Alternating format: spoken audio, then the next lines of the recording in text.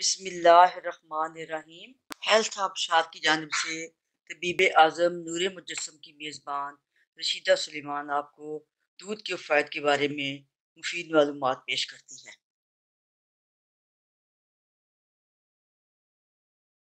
آپ صلی اللہ علیہ وآلہ وسلم کبھی دودھ سادہ پیتے یا کبھی پانی ملا کر پیتے، نیز کبھی پکا کر بھی پیتے، جو صحت کے لیے مفید ہے۔ یہ ایک مکمل غذا ہے، بدن میں فرحت پیدا کرتا ہے، جگر کی پیاس مٹاتا ہے۔ 2 کپ دودھ دن میں بھر کی کیلشیم کی کمی پوری کرتا ہے۔ حضرت ابن عباس سے روایت ہے کہ حضور صلی اللہ علیہ وسلم نے فرمایا، جسے اللہ تعالیٰ دودھ پینے کو عطا فرمائے تو وہ یہ کہے کہ اے اللہ ہمیں اس میں برکت عطا فرما، ہمیں مزید یہی دودھ عطا فرما، کیونکہ مجھے معلوم نہیں کہ دودھ کے علاوہ کوئی اور چیز کھانے اور پینے دونوں کے لیے کفایت کرتی ہو۔ سنن ابن ماجہ حدیث 3322 جلد سوم۔ حضور صلی اللہ علیہ وآلہ وسلم بکری کا دودھ پسند فرماتے۔ یہ زود ہضم ہوتا ہے، اس میں کیلشیم سب سے زیادہ ہے، تمام جلدی بیماریوں میں مفید ہے، بچوں کی ذہانت تیز کرتا ہے، معدے کی اصلاح کرتا ہے۔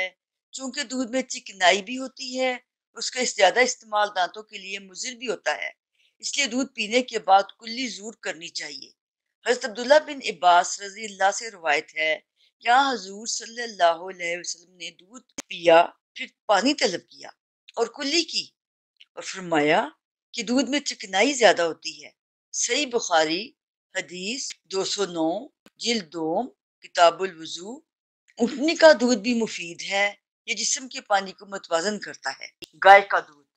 حضرت عبداللہ بن مسعود رضی اللہ سے روایت ہے کہ نبی کریم صلی اللہ علیہ وآلہ وسلم نے فرمایا، تمہارے فائدہ کے لیے گائے کا دودھ ہے، کیونکہ دودھ اس کا مکھن مفید دعائیں ہیں، البتہ اس کے گوشت میں بیماری ہے، اس سے بچو۔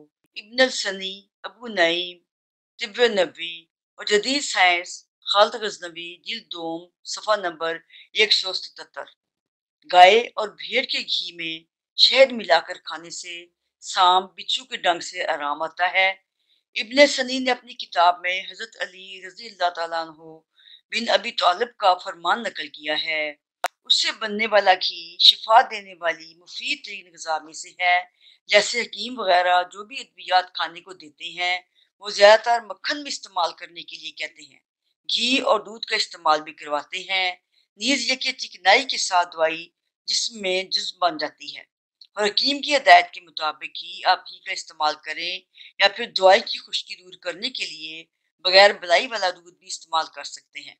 نیز اگر آپ کے جسم میں کیسٹرول زیادہ ہے تو حکیم یا ڈاکٹر سے مشورہ ضرور کریں۔ آپ کو ہماری ویڈیو کیسی لگی؟ ہماری ویڈیو کو شیئر کریں اور سبسکرائب کریں۔ خدا حافظ۔